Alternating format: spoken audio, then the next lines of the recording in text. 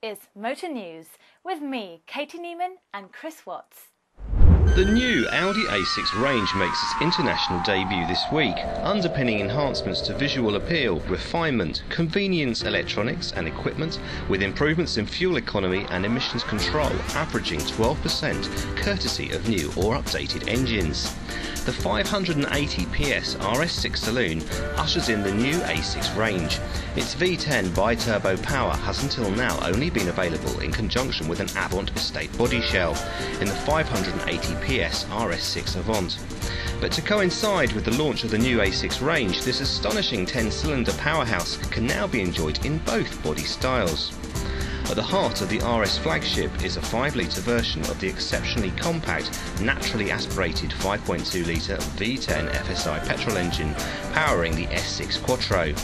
Two turbochargers and extensive component refinements boost the output of this acclaimed unit to 580 PS at 6,250 RPM.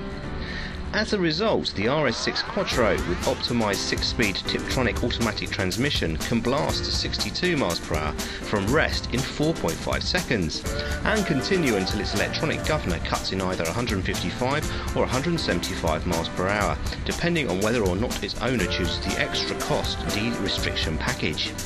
On the combined cycle, the surprisingly real-world economy figure of 20.3 miles per gallon is achievable thanks to FSI injection efficiency. The BMW 6 Series Coupé and Convertible are now offered with a new sports package aimed at enhancing driving dynamics and adding a more sporting appearance. And the BMW M6 Coupé is to be offered with a competition package. The new package features a revised suspension configuration comprising a 12mm lower front end and a 10mm lower rear, retuned dynamic stability control and ABS settings, and a modified variable M differential for greater cornering capability. Visually, a competition package-equipped M6 Coupé has a new bonnet with precision lines for an increased sporting look, and M double-spoke light alloy wheels with wider rims that are shod with new Pirelli P Zero Corsa system tyres. While hydrogen fuel cell vehicles are a few years away from mass production, testing has begun with some cars already visible on the road. Emily Wright reports from the US. Today, fuel cell technology is moving from laboratory test to test drive. Some lucky people in California, New York, and Washington are part of the largest market test ever for hydrogen-powered vehicles.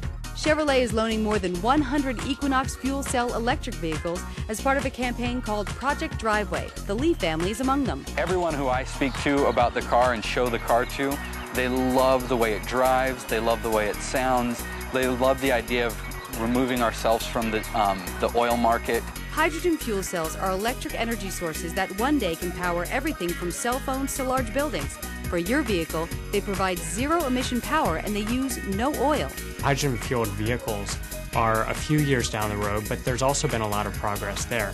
In many cases, most of the major auto manufacturers have hydrogen programs. They're drive like normal vehicles. They're being put in the hands of real consumers. One of the roadblocks to fuel cell technology is that there are only a few refueling stations compared to hundreds of thousands of gas stations. But General Motors hopes Project Driveway raises awareness of the technology and generates excitement. The idea behind Project Driveway is to do a couple things. First off, learn about the vehicles in a real environment, get feedback from consumers, media, on how the cars operate, how they run, the feeling. But also the idea is to generate awareness and exposure about the fuel cell vehicle and socialize the idea. Each family gets their fuel cell vehicle for 3 months, knowing they are pioneers in a new way to drive. I'm Emily Wright. These are the first official shots of Vauxhall Opel's new Insignia estate, which will debut at the Paris Salon on the 2nd of October.